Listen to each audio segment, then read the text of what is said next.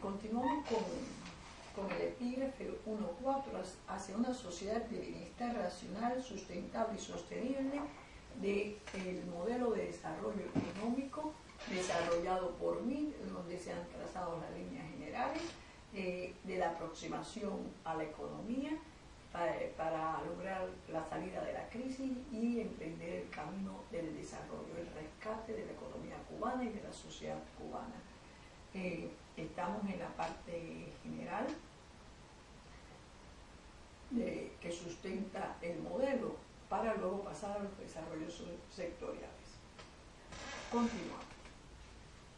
Las sociedades de bienestar que se nos venden como casi perfectas, y muchos lo son, adolecen del defecto que se denomina falta de clase, debido al fenómeno antes señalado y a que se tiende a imitar actitudes y defectos sociales transmitidos por las películas que muestran la peor cara de la sociedad estadounidense y lo hacen estereotipadamente. A pesar de todo, es lo mejor que ha alcanzado la sociedad humana en su desarrollo, pero que en un modelo de corte humanizante, por llamarlo de alguna forma que trascienda la intencionalidad, debe trabajar por superar sus defectos al tiempo que superar los defectos del socialismo real, que también creó sociedades de bienestar, aunque menos divulgadas, y promovió desde su implementación en 1917 y la consolidación del Estado llamado URSS en el año 22, si no me equivoco en la fecha, que cito siempre de memoria, políticas estatales intervencionistas que promovió desde la implementación en 1917, políticas estatales en el plano social para erradicar la pobreza y elevar el nivel de vida de la población, y sobre todo en términos de educación como medio de promoción y elevación social y salud.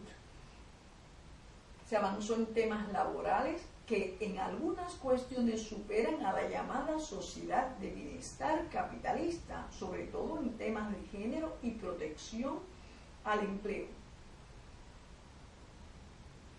Incluso en temas de igualdad de oportunidades se avanzó más rápido y con anterioridad en las sociedades socialistas y en primer lugar en la URSS. Dice, considero que no es una cuestión de enfrentar modelos de desarrollo como se suele hacer por estudiosos y políticos, sino de estudiarlos e intentar conjugar de forma armónica y flexible lo mejor de cada uno. También introducir mejoras y adaptaciones acorde a las particularidades nacionales de los estados que intentan perfeccionar sus sociedades. Según se desprende de estudios comparativos, parece ser que de entre las sociedades de bienestar, la de mayor eficacia y equidad es la basada en el modelo nórdico, donde hay una distribución de renta más equitativa y un elevado nivel de protección social, y de entre ellas el llamado socialismo sueco. Por tanto, con independencia de mi acercamiento a uno u otro modelo y de mi propuesta, basada en mi experiencia profesional y mi percepción de lo humano y bueno, desde el punto de vista individual y social, antes de cualquier intento de implementación, habría que llevar a cabo un estudio detallado de cada uno de los modelos exitosos que han aportado progreso, estabilidad y gobernabilidad, aunque no siempre racional, en la explotación de los recursos naturales y humanos. A grandes rasgos, con excepción de los subsidios por desempleo y las formas de recaudación para solventarlo, las políticas sociales generales de estados de bienestar que hacen volver una y otra vez a él no se diferencian sustancialmente de las políticas sociales del socialismo real. Aunque existen diferencias sustanciales entre los sistemas socioeconómicos y también en las funciones del Estado y los intereses y direcciones priorizadas por los grupos gobernantes.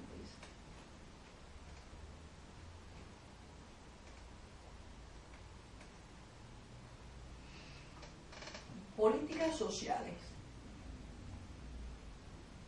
Esto vamos a hacer como un resumen así de las medidas fundamentales del estado de bienestar. Vamos a puntos, lanzar puntos así sin ninguna explicación.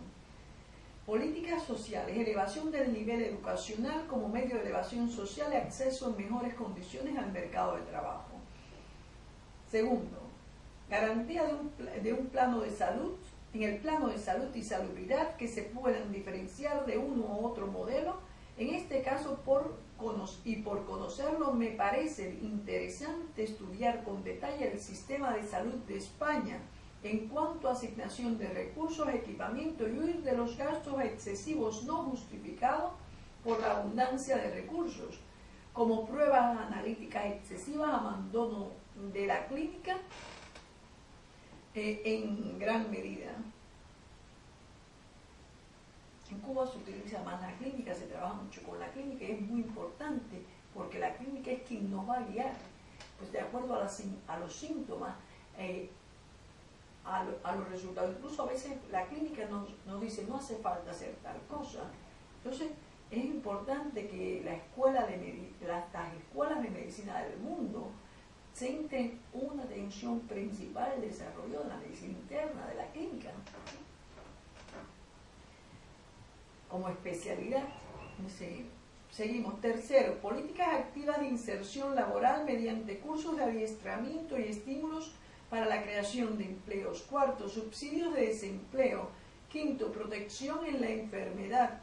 Sexto, políticas dirigidas a los ancianos dependientes y a los pensionistas, planes vacacionales subvencionados parcialmente, residencia de ancianos permanentes y con permanencia limitada al horario del día, entre otras. Además, subsidios a sectores poblacionales con bajos ingresos y a hijos. El conjunto de las reformas estructurales que se conjuguen en un modelo de desarrollo económico propio con énfasis social no deben perder de vista otros aspectos sociales y la necesidad de arreglar los excesos en algunas áreas, por ejemplo, la educación, así como avanzar desde pequeños y múltiples proyectos de forma paralela a las grandes tareas de inversión a nivel educacional. De hecho, en la educación superior en Cuba se ha reducido la matrícula de forma significativa en los años recientes. Eso llamó mi atención. Ello responde a la necesidad de reducción de recursos destinados al sector por la situación presente en la economía cubana. Desde mi punto de vista, no tiene sentido, y esto lo hago generalizable para todas las sociedades, no tiene sentido dar enseñanza universitaria de forma masiva, por más de un motivo: gastos excesivos, necesidad de dar empleo digno a graduados universitarios, necesidad de crear élites intelectuales que sean capaces de jugar el rol de punta de lanza en las sociedades, hacerlas avanzar. La masificación obliga a la disminución del nivel de exigencia en la enseñanza. Disculpen. Dicha reducción de matrícula debe haberse visto con buenos ojos desde las ciencias sociales en Cuba, aunque no así sus causas. No deja de ser, paso a la nota, no deja de ser preocupante los bajos niveles de exigencia de las universidades europeas, de lo que ya me había alertado, aún yo estando en Cuba, la doctora Marion Belzel, que se hace llamar Dr. Marion Lenk, en carta desde Alemania, cuando sus hijos estudiaban informática en la Universidad de Humboldt de Berlín. Me alertó a Cuba y me volvió a hablar del fenómeno estando yo en Europa. Después de la reunificación alemana, ella planteaba preocupación por el bajo nivel de exigencia, poca materia y escaso conocimiento con relación a nosotros en nuestros días universitarios. La marcada diferencia en la calidad de la educación universitaria, ubicando por... nosotros estudiamos en el Enquimó, y Marion Belzel en este caso 2 años los culminó en la Universidad de Potsdam, que tiene fama también de ser muy buena universidad.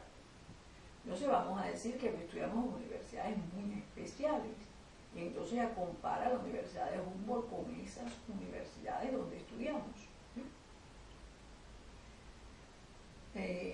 Dice, ella decía, poca materia y escaso conocimiento con relación a nosotros en nuestros estudios universitarios. La marcada diferencia en la calidad de la educación universitaria, ubicando por encima nuestros estudios, era una madre preocupada por la educación de sus hijos, qué tipo de profesionales acabarían siendo. Ella ni siquiera pretendía dar una crítica al sistema, sino que estaba muy preocupada por los hijos. A veces yo me asombro porque a veces se pretende generalizar la educación en Europa, que tengan niveles similares. Yo pienso que puede haber niveles similares, pero no se pueden igualar las universidades, no se puede pasar por un rasero. Hay universidades de diferentes calidades, y eso no lo puede obviar Europa, ni ninguna nación, ni grupo de naciones. Entonces, pero además a mí me llamaba la atención porque a veces aquí una persona que está pasando, yo conozco una persona que fue de mi familia, que estaba pasando un curso medio de comercio exterior, y cuando me escribe a Cuba me dice, bueno tía, estoy pasando esto, pero bueno, esto tú no debes saber porque como tú estudiaste en Rusia, en el comunismo se estudia, y yo lo único que hice, no le respondí. Le mandé algunos de mis libros y la aplastaron. Algunos de los libros esos normales que nos leemos, que trabajamos con ellos, que hemos estudiado, y la aplastaron. Dice, no, el nivel nuestro no es ese. Pero se ponen siempre por encima porque en el socialismo, y nosotros sabemos muy bien que la calificación, por ejemplo, de las universidades de Rusia, por lo menos en las universidades de primera fila de Rusia, son contadas universidades del mundo que tienen esa calificación, contadísimas universidades del mundo, pero también que los profesores de esas universidades jamás ven al estudiante como un futuro competidor. Y eso hace que los profesores se vuelquen, que le entreguen todo su conocimiento a esos especialistas, lo cual yo agradezco profundamente, porque mis profesores del Enquimó jamás escatimaron un conocimiento, jamás escondieron un método, y nosotros salimos preparados para nosotros mismos poder ser profesores que entregáramos a nuestros estudiantes nuestro mayor conocimiento, que fuésemos a la búsqueda de más y más conocimiento. Una prueba de ello es que yo he podido trabajar en igualdad de condiciones con la doctora Carmen Diana Díaz de los Estados Unidos, inclusive absorber mayor cantidad de trabajo en este libro. Yo escribo como autora principal 2 capítulos, Carmen escribe 1. Carmen hubiese podido escribir 2 también. Aquí no quiero decir que yo podía más que Carmen, pero yo asumí más que Carmen. Incluso cuando Carmen quiere cambiar cosas, yo digo, no se pueden cambiar esas cosas porque yo tengo que operarme el corazón y no hay tiempo. O sea, el tiempo es para terminar el trabajo. Yo no puedo seguir aplazando mi operación del corazón porque es urgente, ¿no?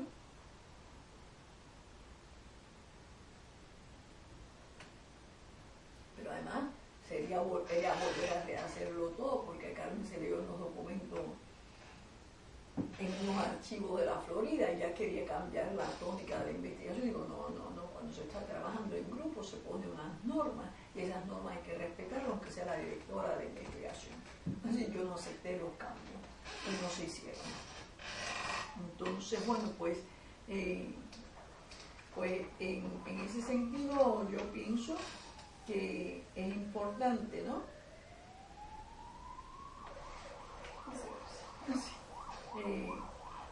Aquí yo tengo una nota que habla de los modelos, lo voy a leer aunque no recuerdo qué dice, porque como estamos hablando de los modelos y la necesidad del estudio de los modelos, incluso yo cuando tenía relación fluida con Carlos Estefanía y pensé que él tenía capacidad por haber sido profesor de LISA, o sea, de la Universidad de Arte de Cuba, de Ciencias Escénicas, Instituto Superior de Arte, la Universidad de Arte de Cuba. Yo pensé que él tenía capacidad para analizar el modelo, yo le pedí desde Santander a un estudio del modelo sueco, porque ese estudio hace falta para Cuba, y era para que lo hiciese y lo mandase al presidente de Cuba, porque necesitamos conocer con detalle esos modelos, las medidas que se implementan, cómo se logran algunos avances objetivos. Por ejemplo, Suecia en el plano habitacional tiene una política tal que es tan importante porque las personas tienen resuelto su problema habitacional. Incluso los extranjeros que llegan asilados a Suecia inmediatamente reciben una vivienda decente, una vivienda en condiciones óptimas de vida, con confort. Incluso si las familias crecen, se le pasa una vivienda mayor. Entonces yo pienso que el modelo sueco tiene que tener algunas ventajas, algunas cuestiones que nos pueden servir a nosotros, porque nosotros tenemos un problema de vivienda, tenemos un déficit habitacional en Cuba. Las familias crecen y siguen manteniéndose en las mismas casas, incluso a veces las casas de los padres se convierten en cuartería de familias de hermanos, y eso, señores, es inadmisible en el siglo XXI, es inadmisible en el desarrollo que han alcanzado la sociedad, y es inadmisible en un país ubicado en el norte como es la isla de Cuba. Pues quería leerle esta nota, pero no sé ni lo que dice. Dice, en el caso del modelo mediterráneo de desarrollo, que es el modelo en que está inserto Italia y España, y entonces que es un poco el que más yo conozco sin conocerlo en detalle. Yo quería que viniera la profesora Marta Núñez, profesora doctora Marta Núñez Sarmiento, que está en activo, que tiene su fuerza vital suficiente y además viene con la representatividad de la universidad detrás, que viniera a estudiarlos. Yo había hablado con la alcaldesa de Torrelavega y estaban en la mejor disposición. Solamente con una llamada del presidente se hubiesen resuelto hasta los financiamientos, señores, como forma excepcional. Tenía yo una bellísima habitación donde escribí la novela La Hora Victoria, y la tenía dispuesta para prestársela a Marta Núñez, una computadora, todo. Marta Núñez hubiese tenido condiciones óptimas, iba a compartir mi comida con Marta Núñez, condiciones óptimas de trabajo, pero además con la excepcional ayuda mía, con mis 10 años en ese momento de vida en España. Y pues yo le ofrecí eso, y yo pienso que el gobierno de Cuba, cuando no acepta ciertas ayudas, el gobierno de Cuba comete un error, pero además no acepta algo que él no puede dejar de aceptar, y que es cuestiones necesarias para aplicar a Cuba, cuestiones necesarias para conocer en Cuba, cuestiones necesarias para perfeccionar el modelo de desarrollo. Entonces yo realmente he mostrado una actitud, y no quiere decir que yo no sea crítica con el gobierno de Cuba, muy crítica, posiblemente más crítica que todos, pero de un modo respetuoso, porque jamás diría que Fidel está loco, que no sé qué. Yo no diría esas tonterías. Yo puedo decir que Fidel fue cruel cuando le dejaron abiertos los micrófonos y dijo, cuando las 120 horas que se estaban dando los informes, las 120 horas de trabajo voluntario ya en los 90, principio de los segundo año de los 90, y él dijo, los esclavos modernos. Yo pienso, si yo hubiese estado cerca, yo le hubiese dado una bofetada a Fidel Castro, con todo su poder, con todo su poder. Si yo hubiese estado cerca, yo le hubiese dado una bofetada. Y yo pienso que eso porque yo pienso que aquel hombre, yo cuando lo veo, es que aquí le tengo yo alquilado una habitación a una médico peruana.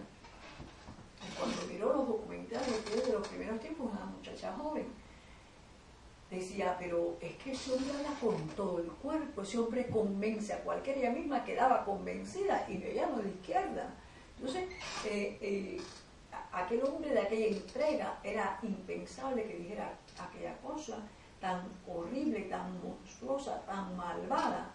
Y entonces yo digo, ese hombre que ha hecho tantas cosas buenas por su pueblo, se habrá defendido de la oposición, se habrá defendido de las fuerzas que le querían quitar el poder porque él quería estar en el poder. Nadie que llega al poder por las armas se va. Se va por las armas o se va por vejez, señores. Entonces hay que ser comprensible en los procesos sociales. Pero cuando digo aquello, qué malvado. Entonces, sin embargo, Marina Mayoli en espíritu me dice, no, él es un hombre muy bueno. Y yo conozco a Marina Mayoli es una persona muy buena. Yo a Marina Mayoli la quería enormemente. Entonces, cuando yo veo estas cuestiones, digo, tengo que aplaudir la medida que sea, o la recomendación, creo que le dan esa tónica de recomendación, que le da Raúl Castro, el general Raúl Castro, presidente actual de la República de Cuba, que en lo sucesivo los gobiernos de lo máximo que pueden pasar por ahí son dos etapas de 5 años, 10 años en el poder. O sea, no quiere decir que tengan que estar, o sea, que es posibilidad de estar hasta 10 años en el poder, no solo el presidente, sino todos los cargos principales de una nación. No queda otro remedio que aplaudir esa medida. Yo pienso que eso es esencial. Y si el gobierno mismo revolucionario hubiese tomado esa medida, posiblemente no estuviésemos hablando de esta crisis, no estuviésemos hablando de la necesidad desesperada que tiene la nación cubana de implementar un nuevo modelo, de desideologizar la economía, de separar todo ese andamiaje ideológico de la actividad productiva, de cambiar su modo de ver la sociedad, de decir, estos ciudadanos no son mis siervos, estos ciudadanos son ciudadanos libres, son ciudadanos independientes con toda la capacidad de producir y disfrutar de los resultados de su trabajo. Estos ciudadanos tienen la oportunidad y el derecho a elegir. Pues decía que el modelo español se insertaba, el modelo español se inserta en lo que se ha dado por llamar modelo mediterráneo de desarrollo. Y el español en particular, la protección de enfermos, jubilados y desempleados, es muy superior al de las sociedades socialistas desarrolladas. Y por eso quería yo que viniera la doctora Marta Núñez, que tiene sensibilidad, señores, porque no solamente ser científico, sino es que ser sensible desde el punto de vista social. Yo he visto a Marta Núñez sensibilizarse con situaciones y proteger a personas que necesitan protección social. Entonces, incluso yo llegué a pedir que fuera la ministra. No, Marta, para mí, nosotros somos un grupo de profesores de la universidad que somos comodines, que podemos estar en cualquier lado. No es que seamos categoría corcho, sino que podemos ocupar diferentes puestos y lo haríamos de forma excelente. Por ejemplo, yo sé que Marta Núñez, como ministro de Trabajo y Seguridad Social, sería excelentísima, tendría una sensibilidad social tremenda y un conocimiento social tremendo. No sé cómo será como administradora, pero para eso ya tendrá que aprender o tendrá que auxiliarse de todo el equipo. También yo la veía como rectora de la Universidad de La Habana. Yo no encontré otro rector. Yo hubiese pensado en Elena Díaz, si Elena Díaz no fuese capaz de trabajar de algunos modos no honestos. Porque para mí Elena Díaz hubiese sido ideal de rector de la Universidad de La Habana, o Elena Díaz hubiese sido ideal de embajadora en México. Yo no tendría a Manolito Aguilera en México, yo tendría a la doctora Elena Díaz, todavía a pesar de sus manejos raros, yo pondría embajador en México a Elena Díaz, que es amiga del presidente Chavarría y que tiene una gran cantidad de contacto en la Academia Mexicana. Entonces, yo realmente, y una capacidad de negociación tremenda. Entonces, yo a veces cuando nombran embajadores, y no tengo, Manolito yo lo conozco desde Rusia, yo no tengo absolutamente, y me caía bien, a pesar que le lanzaron una lata de orini, así, en la escuela Lenin por la cabeza, así, a pesar de todo eso, que son cuentos que me hacían, porque yo nunca estuve en esa escuela. Yo a Manolito lo conocí como amigo de Héctor Ría, pero yo digo, ¿quién sería mejor embajador, Elena Díaz o Manolito en México? Elena Díaz, indudablemente, indudablemente.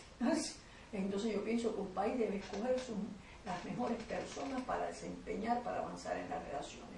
Y vuelvo otra vez al cuerpo diplomático, porque yo pienso que el cuerpo diplomático hay que revisarlo, hay que escoger mejor los embajadores. Estuve yo mirando por casualidad, cuando fui a entrar a ver para las intervenciones del Congreso, las que han salido a la web, a YouTube, vi a Germán en los días difíciles del golpe de Estado, el golpe de Estado que se le dio a Chávez, el único golpe que se le ha dado, y los sucesos que yo no los había visto, que sucedieron alrededor de la embajada de Cuba en Venezuela. Realmente ese asunto es impensable que pueda suceder en un país. No puede ni alcalde, ni presidente, ni nadie pedir revisar una embajada de ningún país, ni de Cuba ni de ningún país. Una embajada es territorio nacional y que solo el embajador tiene derecho y soberanía sobre el territorio que pertenece a la embajada de un país. Da lo mismo de qué país sea. Entonces yo pienso que Germán tuvo ahí una actitud difícil, estaba en un momento difícil, muy difícil, porque lo único que había delante de ellos era el linchamiento. ¿Vale? El linchamiento era lo que se pretendía. Entonces sabemos que la oposición venezolana tiene que estar en contra de la embajada de Cuba, que es normal, pero no se pueden romper las normas del protocolo, no se pueden romper las normas de las leyes internacionales, la protección a los diplomáticos de los países y a las sedes diplomáticas. Yo pienso que cuando eso sucede, el ejército, la policía tiene que actuar más enérgicamente. No se pueden romper los coches de una embajada, no se puede golpear las puertas de una embajada, ¿así? No se puede pretender un alcalducho de un pueblo porque la embajada esté en su zona, meterse a registrar una embajada como si fuera un secuaz de una policía.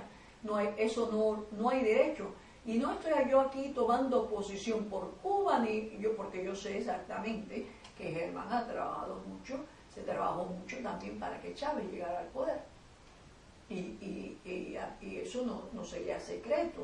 Germán es un hombre de izquierda, Germán es un hombre de los hombres de Piñero, hombre muy comprometido con la izquierda latinoamericana. Él tiene esas características, pero Germán era el señor, excelentísimo señor embajador de Cuba. Yo me quedó mal sabor al ver aquellos señores. Hay que dar una alarma, eso no puede suceder en ningún país del mundo. Eso hay que hablarlo, hay que explicárselo a las naciones. Ustedes pueden armar la revuelta, pero la tienen que armar lejos de las embajadas. Las embajadas tienen una zona de protección a través de la cual solamente se puede pasar si se está invitado, inclusive en territorio de otro país. O sea, tienen sus postas y de ahí para allá no se puede pasar. Hemos visto a Salvador Romaní actuando contra los coches de la embajada, aunque después decía que no.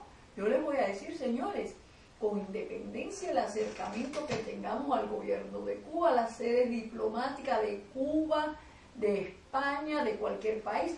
Yo, por ejemplo, estuve en contra de que se desfilara, eso lo hizo el gobierno cubano, en contra de que se desfilara frente a la embajada de España, a nuestra embajada de España en Cuba, a nuestro consulado general, porque España es nuestra, porque los Castros, señores, los Castros son españoles también. Entonces, ¿cómo pueden desfilar frente a la embajada? Yo creo que si hay algún enfrentamiento entre los estados, eso se puede resolver de otra forma. Pero ¿cómo se puede a los hijos ponerlo a desfilar contra la madre? Eso señores, yo digo, a veces y eso sí, no se atacó a la embajada, fue una manifestación pacífica y política. Pero a mí también me quedó mal sabor de boca. Y estamos hablando del modelo de desarrollo, pero son cuestiones que hay que tener en cuenta porque son cuestiones generales y específicas que hay que corregir. El papel de la diplomacia es muy importante porque la diplomacia nos puede ayudar con información para mejorar la situación del país, nos puede ayudar con información para ampliar los vínculos comerciales del país, nos puede tener al tanto de los desarrollos tecnológicos que están teniendo lugar. Yo creo que el papel de una embajada es esencial, con independencia para el país que trabaje esa embajada.